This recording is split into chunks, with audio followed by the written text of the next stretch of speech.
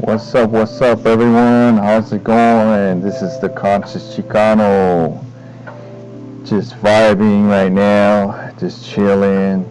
Not too sure if you guys hear the background, playing some instrumental hip hop. And I just want to mention that today's is Conscious Chat number 14. The topic is holy hip hop and conscious hip hop. Man, there's a lot to say about this whole topic. But if you happen to watch this video, go down to my description and read all the description there, and click on my Rumble account and subscribe there. A lot of deep knowledge, a lot of good info there. And also, if you want to contact me, hit me up on Instagram, add my Instagram. If you want to interview me or if you want to be on my videos, definitely hit me up. And add my Twitter account too as well. And we're just there sharing knowledge and all that, raising consciousness as usual. Anyways, welcome. Today's topic is holy hip hop and conscious hip hop. Man, I have a lot of history with the whole culture of hip hop. It all started back in the 80s. Back in the 80s, in the golden era when rap first started.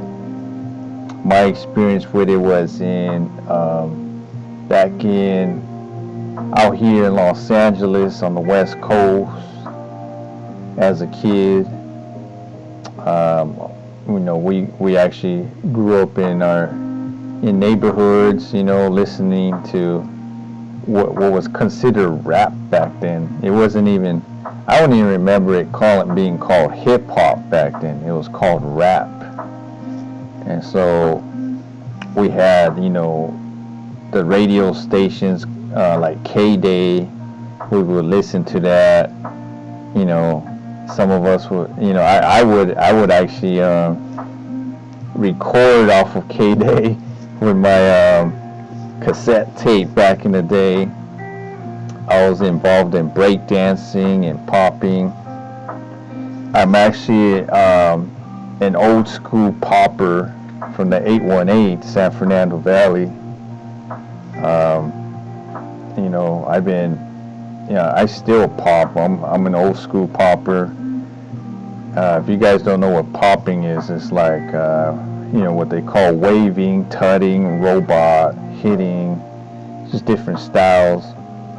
But I've been doing that since I was a kid back in the day, and I still do it. I'm involved in the popping scene, the hip hop scene. I've been involved in the underground hip hop scene as well, and even 90s underground hip hop scene out here in Los Angeles.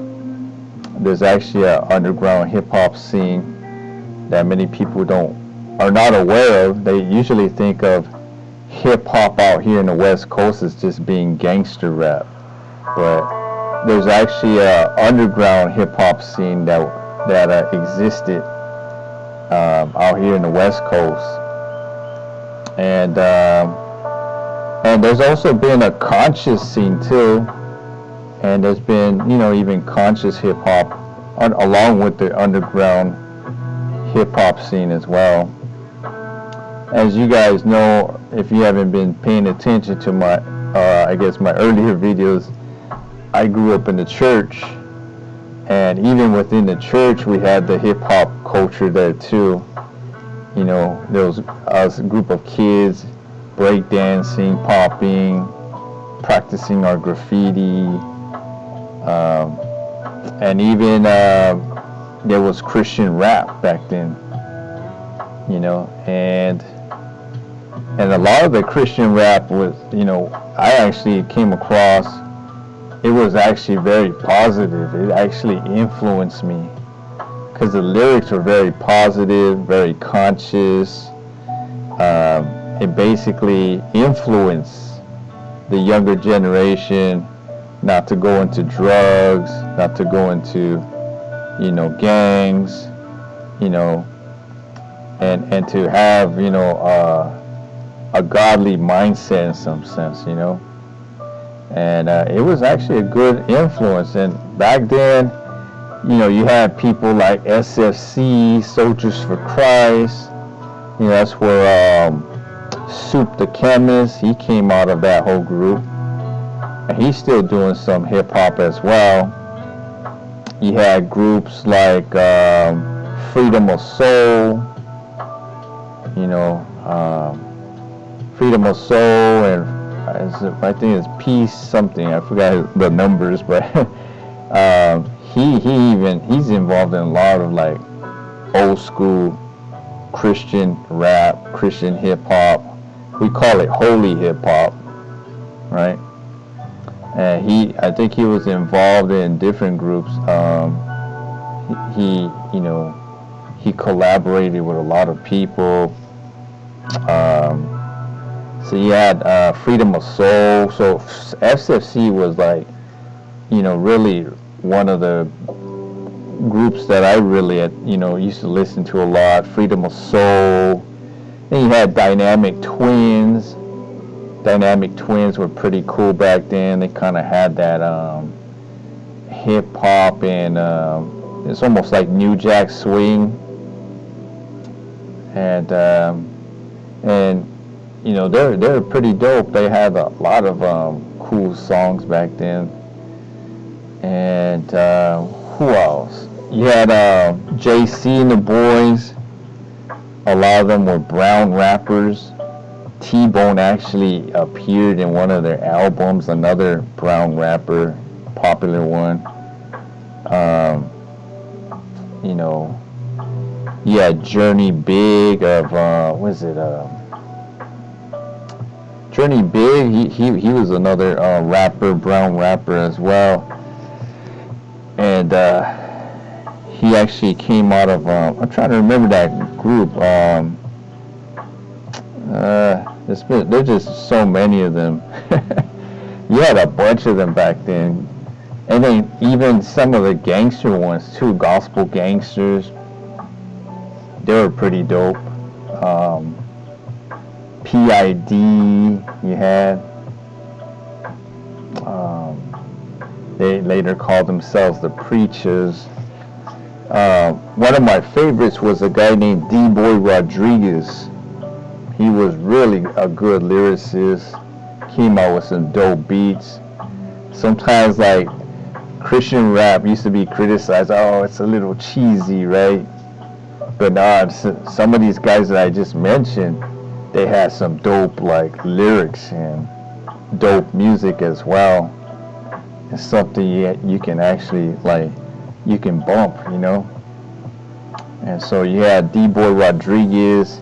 One of my favorite songs is he talked about the last days. Pretty dope right there. He had a song called Cease for Peace. So he was pretty dope, and he was to me, he was probably the best brown Christian holy hip hop rapper back then. And then you had others that came along, but he paved the wave in my opinion. But he was one of the illest MCs out there. Then you had people like T-Bone. T-Bone was pretty dope too. I like his fast lyrical rap, holy hip hop. He kind of had that, like that Cypress Hill type vibe to him. and even when you think of some of these Christian rappers, a lot of them were they had certain I guess influences. Like SFC was kind of like the Christian version of BDP, but they would spit consciousness, but also positive lyrics and theological lyrics as well too. Pretty dope. and also they promoted like, you know, kind of like black consciousness too, you know. And back then, back in the 80s and the early 90s, if you came out with some Christian rap, holy hip hop, and you were bumping this, say, near the church or in church and everything, at that time it had a stigma. It's like, oh, don't be bumping none of that, you know. It's satanic, right? They even go as far as, oh, they have African drums, right? And this and that. And that was the paranoia of some Christians back then. In a sense, you could kind of say it was a little white supremacist too, because what the only kind of music that you're supposed to have is European white choir music, you know. So I used to bump a lot of the Christian holy hip hop, and I've even experienced the presence of God, man. And one of my favorite songs is called "You Are Worthy." It's a Christian rap song by SFC. Man, I would sing that to God, you know, that song. And there was times where, you know, the power, the presence of God will come upon me. So God can use any kind of music, man, as long as you glorify Him and you love on Him, man. And then God will definitely show Himself to you, you know. You experience Him. So that was good stuff, man. SFC, Freedom of Soul. Freedom of Soul was kind of like the De La Soul of Christianity, but they had their own twist. So they see, when you had some of these Christian rappers, they were very much influenced by some of the secular rap out here, but they came off with their own twist though. They didn't just copy them.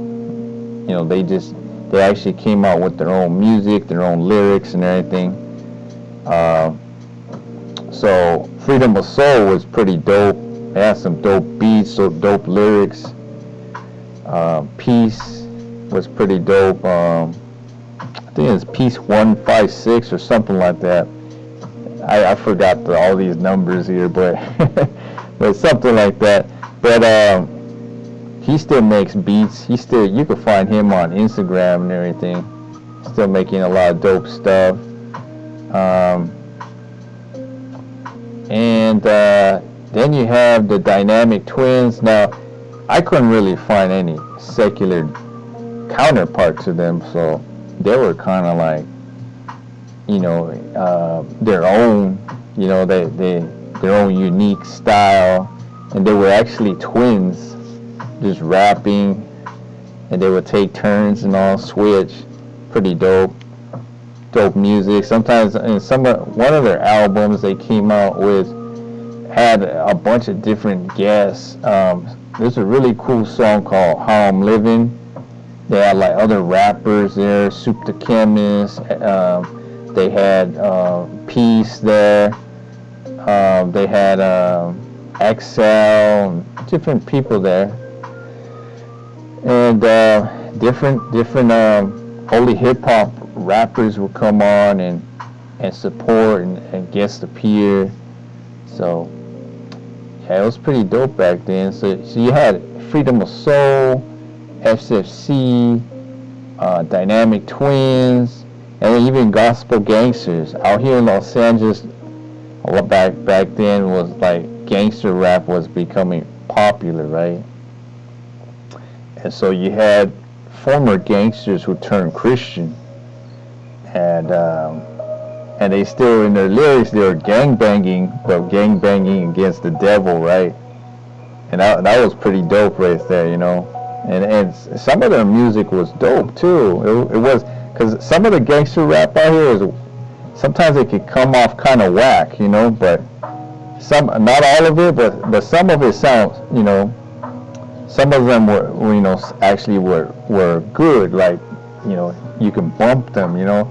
And like Gospel Gangsters, man, that first album, man, and then they had that the main rapper, what was his name, man, I think it was I forgot his name, but the main rapper there, man, he had lyrics too. He was like, he had that. It's kind of like there's a style out here in LA. It's kind of like they rap kind of fast. And I think even like Project Blow, if you ever heard of them, they're like a group of underground hip hoppers out here from Los Angeles. Like Freestyle Fellowship also is part of them, but they kind of have this certain lyrical approach, you know, the way they rhyme. It's kind of fast, and you can see that quite often, like in Los Angeles, even amongst the gangster rappers. So gospel gangsters definitely had that Los Angeles, you know, lyricism going on. Pretty dope though. And who else? Oh, you know, you had people from different states who were putting it down for holy hip hop and everything. And you know, you also had people like T-Bone. You know, T-Bone, he was brown, and you know, he was putting it down with the brown lyrics, pushing the gospel. And I actually came across T-Bone out in Magic Mountain out here in California. I came across him. I was like, oh man! And he was actually on a ride called the Viper, and I just like, I came across him there. But he's been putting it down for holy hip hop. I think now he's doing something else. He's doing like Latin music and everything. But he put it down for holy hip hop, man. You know, he's a fast lyricist too. Even his beats were dope too. And he had different guests on his albums. Even some what's his name? Was it Mr. Grimm? He was like a gangster rapper back in the day. But he came on his album and started rhyming about God and stuff. So that's pretty dope, you know, when you have people like that. And holy hip hop back then used to reach out to a lot of people out there, you know, secular people out there, you know. And that was even a time when KRS-One started doing kind of like holy hip hop, you know. And that's interesting how he started doing some of that too. But yeah, there's just so many. I mean, and then you had D-Boy Rodriguez, a legend, man. He put it down for the brown holy hip hop, and you know, it was an unfortunate incident how he passed away. I heard he got caught up in a crossfire. You know, he was trying to like, back then the gang violence was crazy, you know, really bad. And he was trying to create peace, and you know, so he got caught in that crossfire, and he ended up passing away. But rest in peace, you know, he's in heaven now, man. But he put it down for the gospel. And in his songs, he was talking about cease for peace. He's talking about the gang violence back then. He even made a song, The Last Days, warning people about the last days, the book of Revelations. He's talking about, what is it, hypocrisy, kind of like the hypocrisy in hip-hop, all the fake whack stuff, you know, commercialized stuff. So he was pretty dope, man. He put it down, man. And then you got other guys. Who else?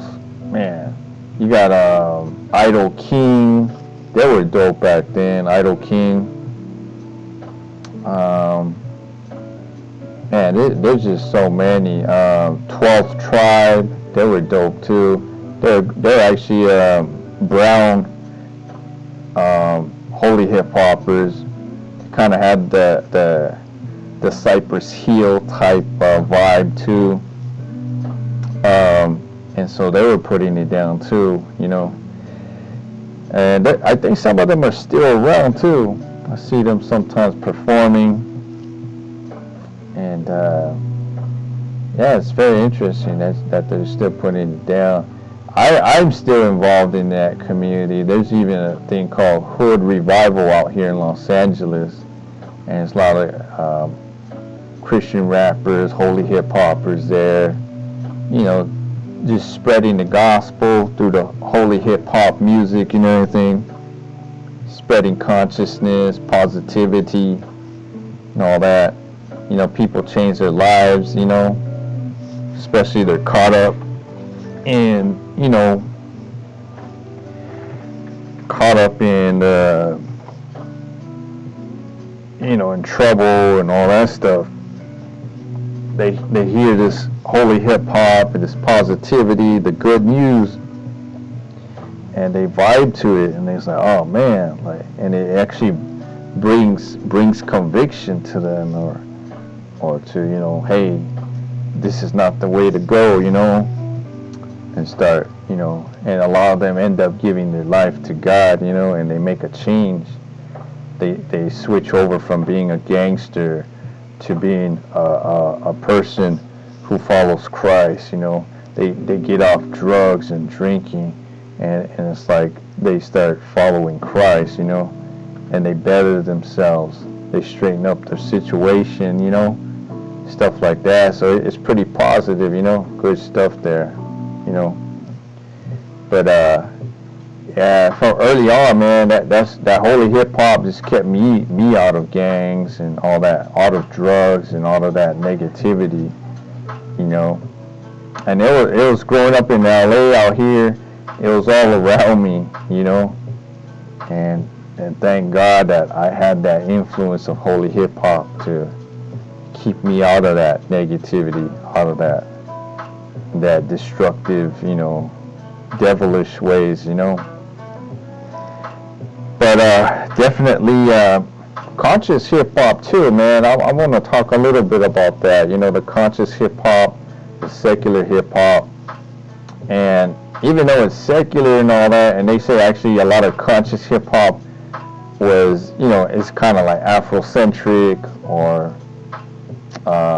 you know, they, you know, it's just influenced by different, you know, different movements out here. I think it was like the 5%ers or something like that, out in New York. But I got to actually acknowledge that the conscious hip hop was dope too. You know, they were actually promoting change in the communities, promoting, you know, positivity, and even though they may have been secular and all that, I still kind of like vibe with the positivity, you know, getting out of gangs, staying away from gang life, getting off, you know, drugs, you know. You know, you have a lot of conscious hip hop back then. Killer Swan, the philosopher, hip hopper, right? You know, I myself am a philosopher. I have a degree in philosophy, so I've always been into that whole consciousness stuff, you know. You got a lot of people back then pushing the consciousness, you know. You had, was it Poor Righteous Teachers, X-Clan, Public Enemy, who else, man? There was just so many of them. Just pushing a lot of the consciousness, you know, back in the 80s and then 90s, even in the underground scene, you know, you had Immortal Technique, you know. You got a lot of rappers out here, man. Even out here in Los Angeles, you know, you had like an underground scene out here pushing the consciousness. And I gotta say, but the problem is a lot of people out here, they listen to all that commercialized whack hip hop and all that. A lot of times what you hear in the radio is like commercialized, it's whack, no substance to the lyrics, And so at least with the conscious hip hop and the holy hip hop, it's promoting positivity, like make a change. I remember this song by KRS-One was something Big Joe or something. I forgot the name. It's like a cartoon, graffiti cartoon. It's called Make a Change. Make a Change. And it's stuff like that. That changes lives. So definitely holy hip hop, conscious hip hop, and it's sad that the radios don't even bump this stuff. And this is why a lot of the younger generations are getting into drugs, gang banging, doing all this nonsense, is because the industry purposely wants delinquent, people out here instead of promoting that consciousness, But yeah, definitely. I even liked some of that underground hip hop too, with the dope beats and all that. Maybe I was involved in what's called the Basement out here in the San Fernando Valley, Ventura Boulevard. There was like a hip hop store. They used to have a lot of in-store shows. You had the Basement here in the San Fernando Valley. This is where I met a bunch of underground hip hoppers. I met J. Rude the Damager. He had an in-store. And J. Rude the Damager is definitely a conscious hip hop, lyricist. I used to bump his stuff a lot, And I like his song, The Prophet, Ain't the Devil Happy. He's talking about what's going on in the communities. The devil's happy that you're hooked on drugs, that you're all messed up, you're gang banging, you're wasting your life, and that whole song was all about that. It's like basically don't make the devil happy, So it's pretty conscious, I met so many rappers at the Basement, man. Pigeon John is part of LA Symphony. LA Symphony was big out here in the Los Angeles underground scene. And they were also holy hip hoppers too, Christian hip hoppers too. Joey the Jerk, Pigeon John. I remember Pigeon John did an in-store at the Basement. It was pretty cool. That guy's funny too. I remember at the Basement they used to have a lot of battles, rap battles. It was cool back then. So yeah, I've been involved in a lot of this hip-hop underground scene out here in Los Angeles. Over there in Melrose, man, it was happening in the 80s and early 90s. A lot of back then it was a lot of hip hoppers, the tagging scene, the graffiti scene. A lot of us were into that underground hip hop, right? And we used to all hang out over there. Fat Beats used to be down there. I remember Fat Beats. They used to have a lot in stores as well. You come across a lot of the beat junkies from there, and I came across Sick Jackin', LA Symphonies. I mean, not LA Symphonies. My bad. Actually, yeah, LA Symphonies even showed up there at the Fat Beats. There were so many rappers from the LA underground scene going down there. Actually, 6 Symphonies, my bad, that's what it was, 6 Symphonies.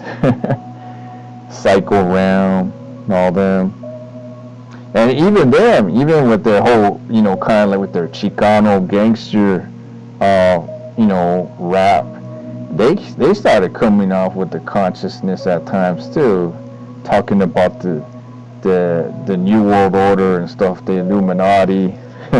So they were getting kind of conscious too. And I know Sick Jackin he did like a recent, I guess a concert.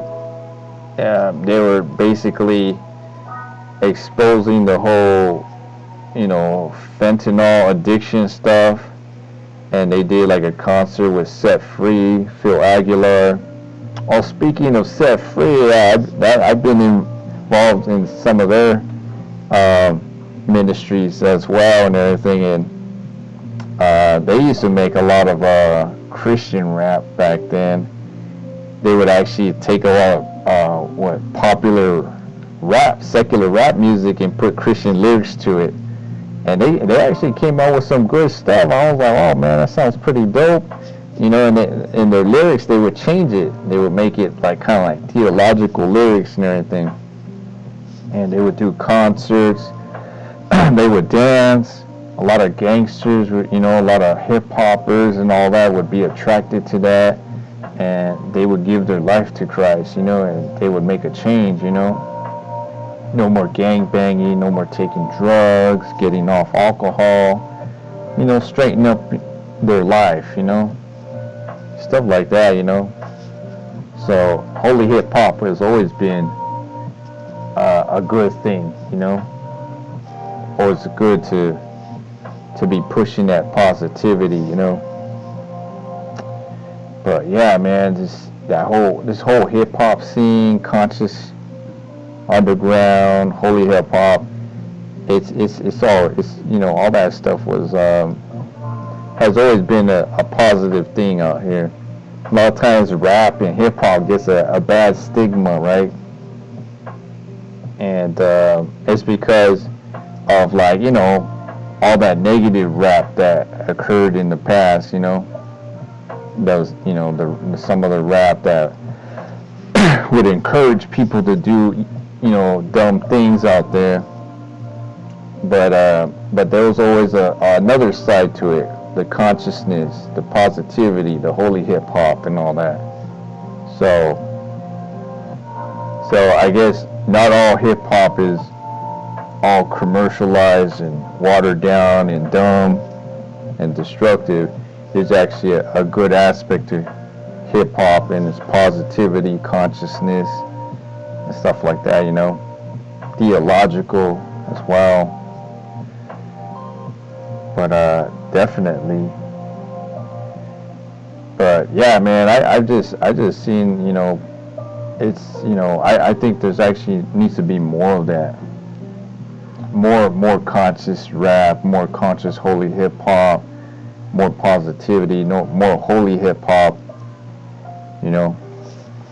And I remember out here in Los Angeles, we used to have a conscious radio show back then. It started as Seditious Beats and on Divine Forces Radio, where they would play a lot of underground hip hop or conscious hip hop. It was led by Fidel Rodriguez, and it was a pretty good show. They would have different interviewers, different guest speakers, and everything. So I used to always listen to that, and I actually came on that radio show. I actually called in one time, and there was this guy named David Icke on there, and he was talking about the secret societies and the New World Order. Although I don't agree with everything David Icke says, but there's some points that he makes that are pretty valid, especially the whole globalization, control, and so I asked him some questions here and there, but it was pretty cool, that kind of stuff, And speaking of all that, you have people like Immortal Technique on there, and just different people just dropping knowledge, and even people involved in the Chicano community. You know, we have a lot of musicians out here. You know, you had people who are, you know, involved in that. Sometimes people like Tumex will come on there. Just different people just promoting, like, you know, the consciousness, underground rap, you know, underground holy hip hop, underground hip hop as well, and just pretty much promoting a lot of the consciousness out here, you know, positivity, dope hip hop, all that stuff. So yeah, LA out here has a lot of history, man. What I actually I have a friend of mine who's actually, I have a couple of friends that were DJs at K-Day. You guys know Funk Dubious. You heard of them? I know DJ Ralph Am. You know, I talked to him, and you know, and he loves to talk about that hip hop history and all that, and about the whole, even the K-Day stuff. And I was actually the other day talking to a fellow popper. They called them the hamburger helper back in the K-Day days. And he was telling me that K-Day was the first hip-hop station ever. I'm like, oh man, interesting. Because I thought, I assumed that New York had a like probably the first radio station, but they never did. All they had was like little shows, right, that would appear on certain radio stations. But the first hip hop rap station that had rap all the time was K-Day. And I was like, oh man, that's pretty dope, man. That's pretty cool. All this time I never knew, you know, I would just listen to it as a kid, you know. The original K-Day, you know. So you guys don't know, the original K-Day, you know, started in the 80s, and then later on it came back in the 90s, I think with Julio G and them. And it changed a little bit though, although they did bring some of the old school DJs back too sometimes. But it was a bit different though. You know, it's a little different. But the early K-Day station used to play a lot of early rap back then. You know, people would break dance and pop back then. Back out here in Los Angeles, we had neighborhoods out here, especially out here in the San Fernando Valley. You know, we had breakers and poppers all over the place, man. You would go to the mall, you'll see people breakdancing on the cardboard. You go to your school and all that, you'll see that just everywhere throughout the neighborhoods, you know, people breaking and popping with their ghetto blaster, bumping the rap, you know. It was fun times. Sporting the Pumas and the Adidas with the big fat laces, and you know, with checkers and fluorescent colors.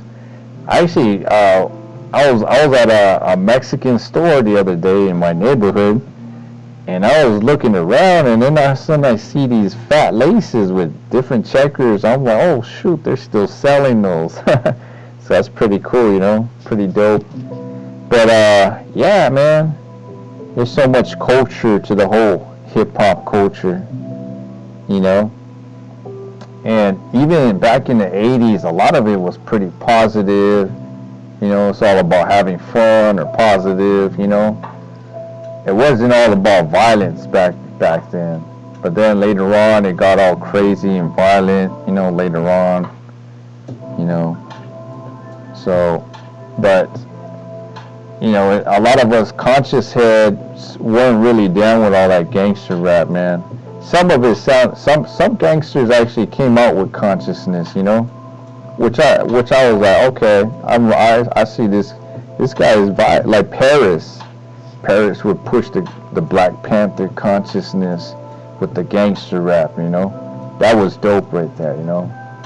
And you know, so that was cool, you know. So we had some of that going on, you know. But yeah, it's just, you know, there's just so much to talk about in this conscious hip hop, holy hip hop. You know, and then we got some controversial figures.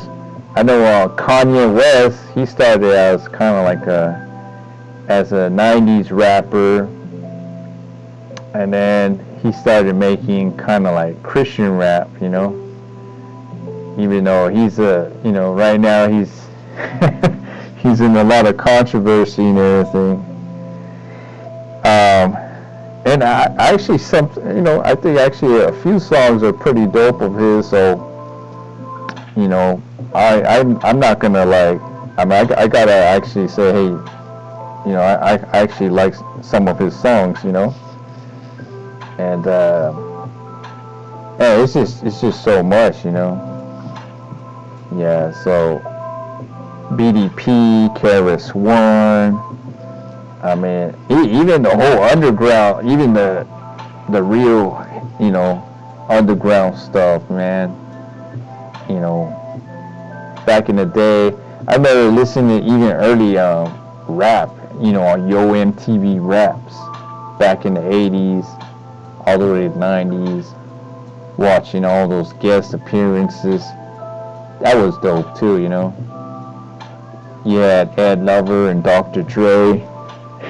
Not Dr. Dre from NWA, but Dr. Dre from the East Coast, you know. Yeah, Fab Five Freddy, man. Fab Five Freddy, man, he was always bringing the fresh stuff, man.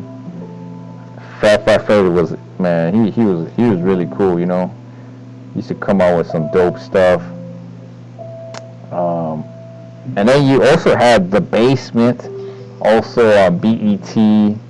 I actually liked it before the rapper. I mean, The Basement got watered down, and I don't want to hate on anybody, but I think Tigger kind of watered it down. He kind of started bringing all that crump stuff and all that stuff. After that, man, I just stopped watching The Basement, man. It got kind of whack, you know. But the early Basement was pretty dope. I forgot the name of that host at that time. He was like a comedian. I forgot his name, but The Basement was dope back then. It was like a rival to Yo MTV Raps back then, you know. So I would switch on watching Yo MTV Raps, you know, switch off to BET and watch The Basement.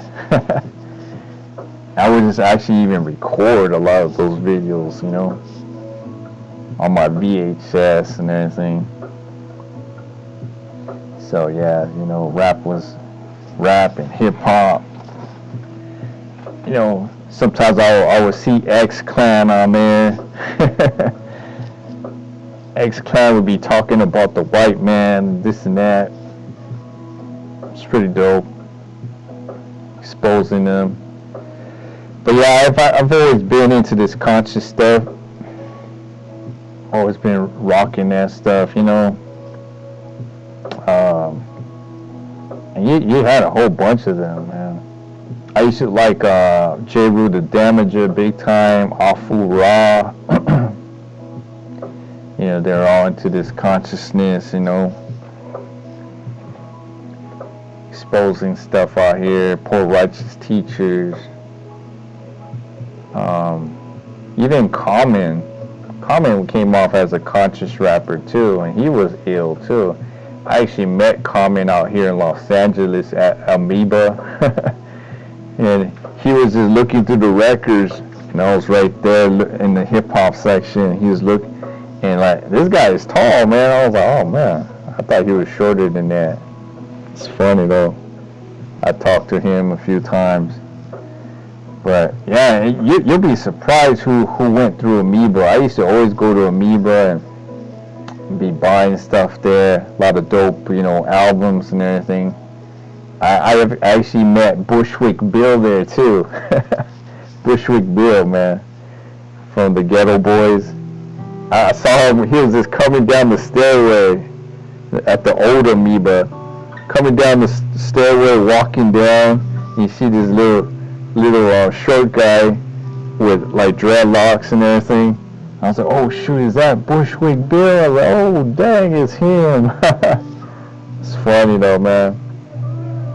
There's so many, man, stories I have about me, but I mean, there's even a lot of, there's even people from, what is it, the Shapeshifters and all that. Used to be around there a lot of times, selling their albums. Shapeshifters were an underground LA hip-hop group. Tumex was part of them, you know. So, yeah, a lot of dope groups out here, MCs. I remember going to a lot of shows at the Knitting Factory, a lot of LA underground shows too, man. Lots of people going, you know, doing performances there. Man, but yeah, there's so much out here, you know, the conscious hip hop, the holy hip hop, and just your regular underground hip hop, you know. It was all good, man. Dope stuff.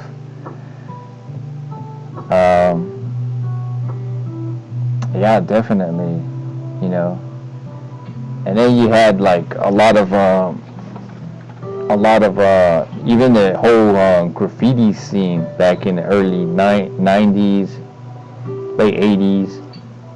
A lot of us were promoting that underground hip hop as well. A lot of that dope underground hip hop. Some of us were into breakdancing, popping, graffiti.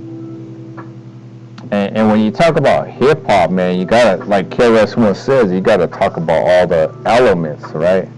So you got the DJing out here in Los Angeles. You had a lot of, man, there's a whole history of DJing out here. I mean, it even goes all the way back to K-Day. You know, DJ Tony G, you know, put it down for the brown DJs out here. I mean, you had Chicano rap. You had, what's it, Kid Frost.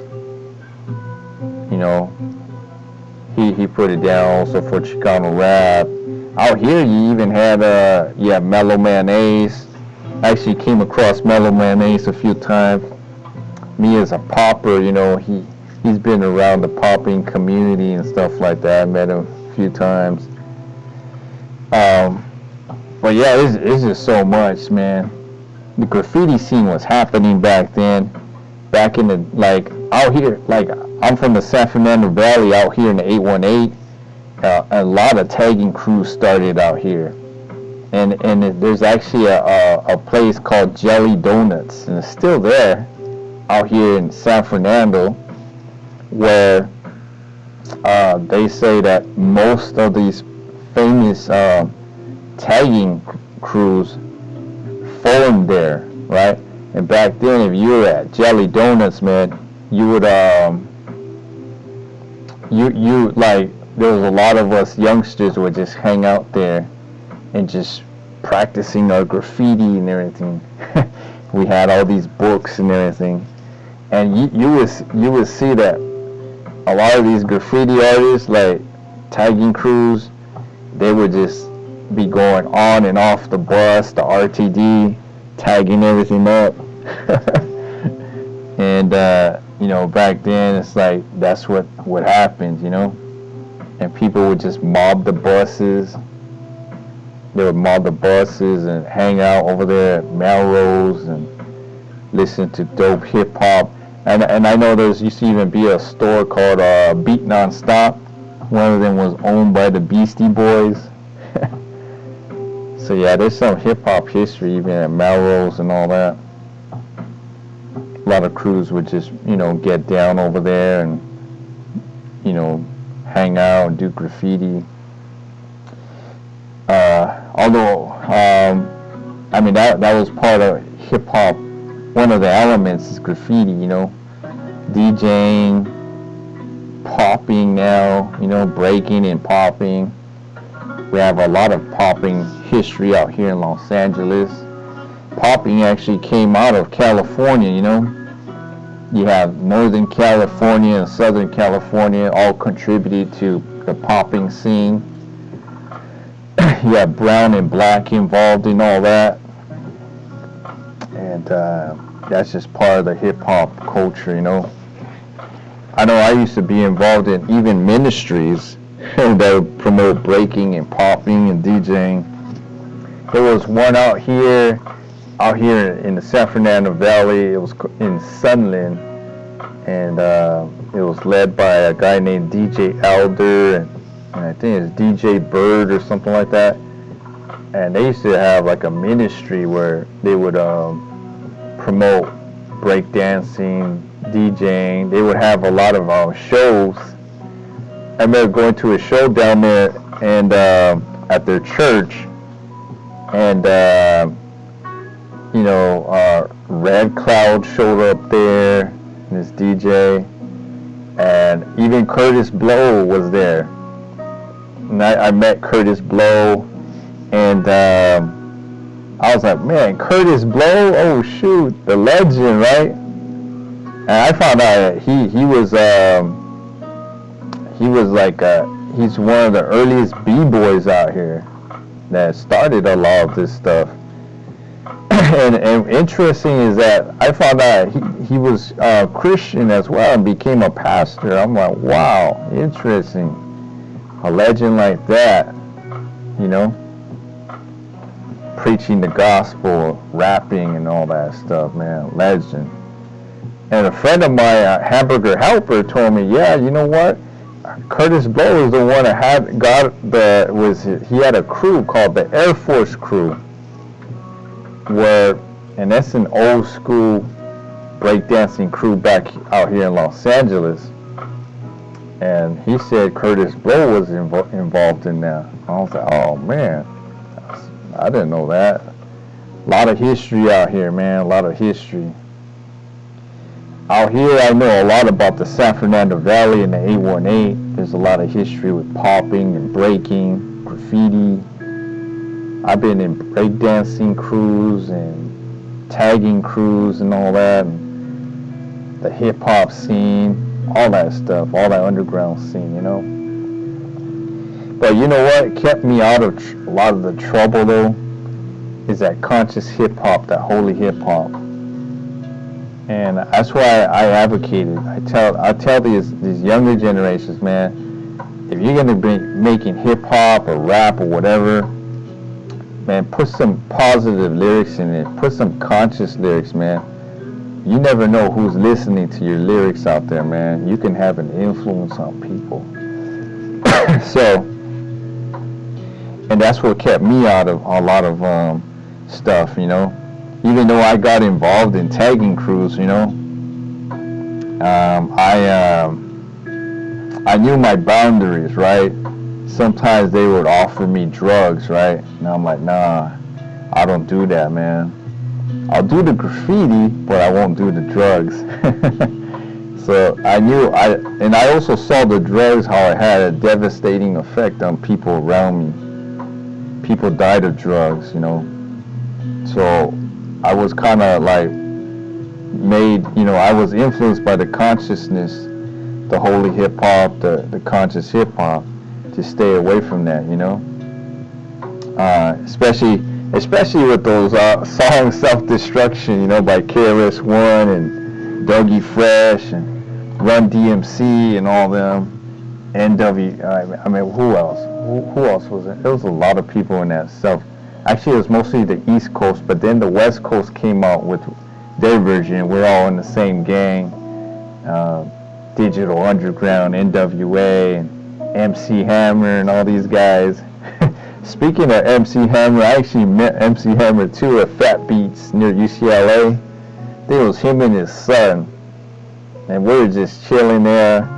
And it's like, I remember MC Hammer made a song, "We Have to Pray to Make It Today." I was like, oh yeah, that was even MC Hammer knew about the gospel, you know.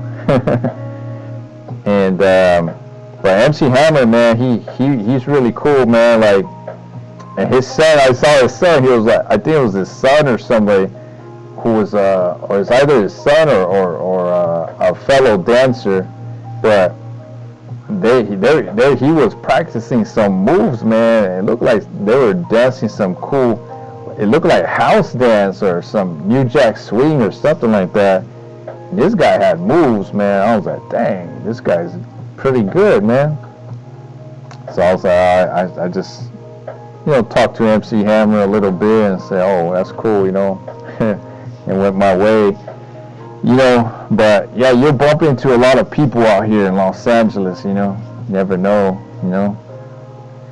And even famous people like me. I'm into the whole popping scene and all that, dance scene, and I come across even famous actors and musicians and all that, and you'll be surprised, man. I mean, I met will.i.am on Melrose. I saw him on Melrose and we were just walking and he was right there. I was like, oh shoot. And we started talking, and then we started talking about graffiti, and he told me he used to live in East LA and this and that. Pretty dope, It's a small world out here. And then when I used to teach dance at a dance studio, so you guys know I actually am a dance instructor. I teach popping and Latin dance and different styles of dances out here. And I met was it Tony Basil or something like that? The lady that sang "Oh Mickey, You're So Fine." Well, she's a legendary locker. She also pops too, and I met her too. And when I used to teach salsa at a studio out here called Debbie Reynolds Dance Studio, she used to come around and like talk to me and everything. That is pretty cool. Like you meet a lot of popular people out here, But even I'm involved in what's called a Poppers Picnic. Every year, a lot of us legendary old school poppers from around the world show up there, Even the youngsters, the new generation, but people from the Break-In movie. You ever heard of Break-In? It's kind of like the West Coast version of Beach Street. But yeah, a lot of old school heads will show up there, Rest in peace, Poppin' Taco. And yeah, he passed away, but he put it down for the Mexican poppers out here. Pretty dope as well. But yeah, the whole popping scene, hip hop, rap, all that stuff is all intertwined, And I like to push a lot of the consciousness, with the holy hip hop, the conscious hip hop, the popping, all that stuff, And it's good. It's good to promote positivity in the community, man. Have an influence on people, You never know, man, who you can influence out here, You could be that seed of, that person that spreads that seed of consciousness, that knowledge, to influence people, to make a change, right? Stay out of gangs, get out of off drugs, stay out for alcohol, even sharing wisdom and consciousness with people, man.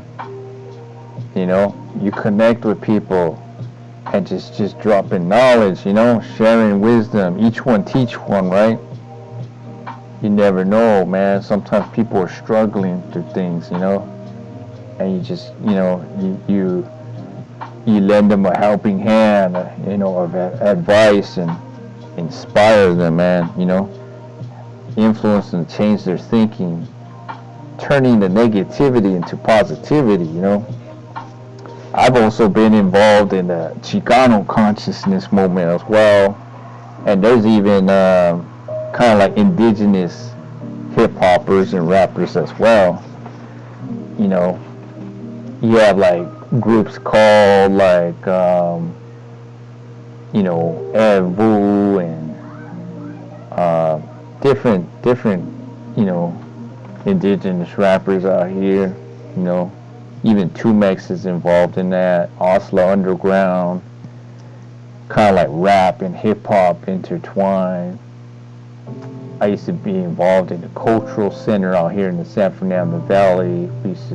I used to promote a lot of this Chicano cultural consciousness out here. Back in the day, I even had a group called the Conscious Mexicas. Because you guys, I used to be part of the Mexica movement, but then I left and then formed my own group called the Conscious Mexicas. Even had a website back in the day. But yeah, he used to promote that, you know. But definitely, man, having an influence on people, man. You know, everybody else is influencing people out here with all the media out here, the mainstream media, the social media, the garbage, you know, hip-hop music, so-called hip-hop. Some of the stuff that I hear on the radio stations, I don't even consider that hip-hop anymore. It's just whack. You know? So, at times, I just, okay, I'll listen to some of my own playlists, you know. But there's still some stations out here in Los Angeles still rocking the underground stuff. What is it called? There's one on KPFK. It's I'm trying to remember the name. Shoot. But they kind of took over where Divine Forces Radio used to come on KPFK, and they kind of took over Beats and Rhymes or something like that. I think they come off Friday nights or something like that. KPFK. They're still supporting the underground music, so that's pretty cool, you know. Some of it's conscious, some of it's just straight out underground. But definitely, man. But I see hip hop as a vehicle to spread consciousness, you know, spread positivity, have an influence on people. And I actually invite those who have the gifts and talents, you know, say you're a DJ, say you're a rapper, a break dancer, a popper, graffiti artist, you know, or you just love hip hop, right? You're involved in all that, right? Start doing the math, as they say, right? Start researching, start raising your consciousness, man. Learn about how to build for yourself, your society, make a change, right? Counter the negativity with positivity, you know? Learn how to raise that consciousness. Get in tune with God too, you know? It's not even just about just being conscious, but even having a connection with God and praising God. Learn about holy hip hop, man. Go check out that song, You Are Worthy by SFC, man. Just meditate on that song, man. Man, that song will really touch you, you know? Definitely. Go and buy some holy hip hop. You can find some here on YouTube as well. I have a playlist. Actually, you can go to my playlist. I have a playlist down, and go check out my channel here, and go down my playlist and look for, I got a real holy hip hop playlist, and it's a huge playlist. Every time I hear some dope holy hip hop, I right away add it. You know, I add it to my playlist. So go ahead and check it out. I forgot about that. I got so many people on my playlist, you know. There's a lot of people on there. A lot of dope stuff, man. I got Chicano holy hip hop and, you know, conscious holy hip hop. I forgot. There's speaking of that, conscious holy hip hop, there's these guys. I think it's Precise and what is it? Precise. I forgot the other guy's name, but it's a group that they're pretty dope. They're always talking about the mark of the beast, the end times, all that stuff. I'm all into that stuff, man. Exposing the new world order, all that kind of stuff. And what I like about the holy hip hop is they get down and expose the mark of the beast, you know. Unlike all these other conscious hip hop guys, a lot of them, they get into just the new world order and talking about imperialism. People like Immortal Technique, but they're some of them they have other agendas, right? You know, they still brainwashed by, you know, certain things. They're anti-God, right, at times, you know, or anti-Christian. And I'm not too sure if Immortal Technique is anti-God, because I think I heard him talk about God at times. So, but I think he has this Afrocentric perspective about Christianity, and I think he's into communism and socialism. And you know me, I'm very critical of all that stuff. But and that's the only problem too with some of the conscious hip hop. We have some of this Nation of Islam, you know, or this 5%er, Afrocentric pseudoscience at times being, you know, in the lyrics. And, you know, you gotta be aware of that. It's like, oh man. But, I mean, they have other good positivity stuff, other positive lyrics. You just gotta weed out all the pseudoscience and all that, and all the Afrocentrism at times, when they, you know, start presenting their views at times. That's why I like just mostly the holy hip hop, because they're usually not like that, you know. They're promoting God, they're promoting truth and consciousness as well, you know. But definitely, I like those lyrics, like Precise, Corey Red and Precise. That's who it is. Yeah, boom. Sometimes the names just pop up, right?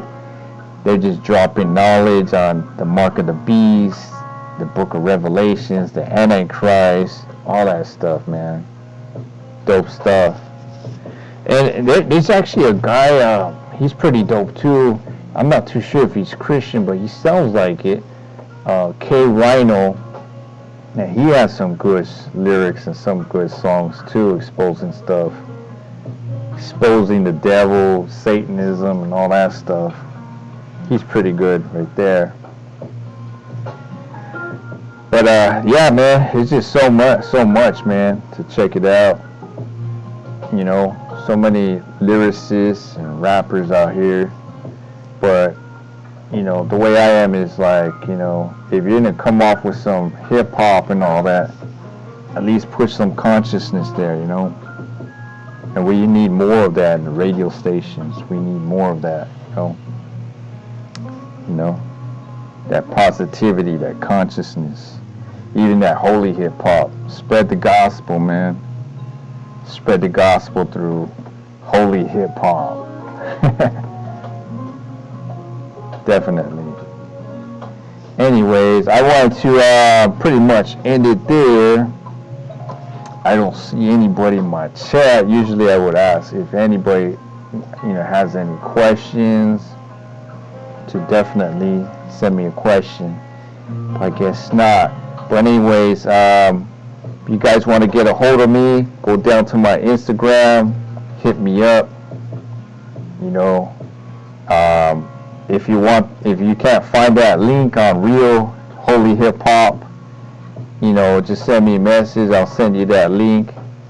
Just add it to your playlist, man. It's a lot of dope stuff. There's even some new guys that I came across, you know.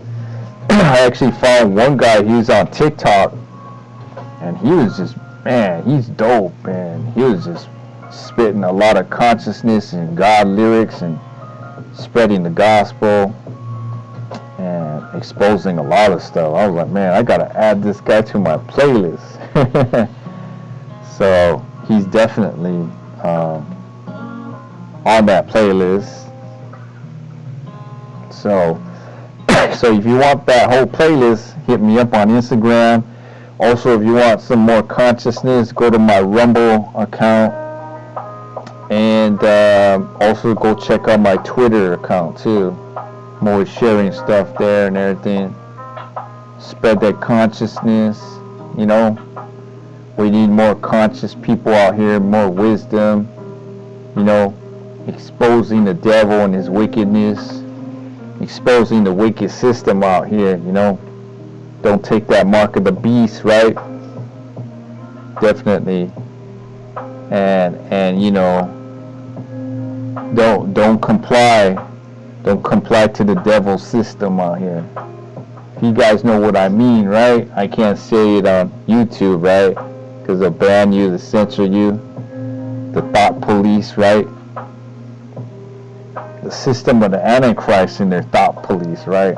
You can't say certain things. or they'll censor you and ban you, you know? But anyways, I guess I'm going to end it here. Well, this is the Conscious Chicano.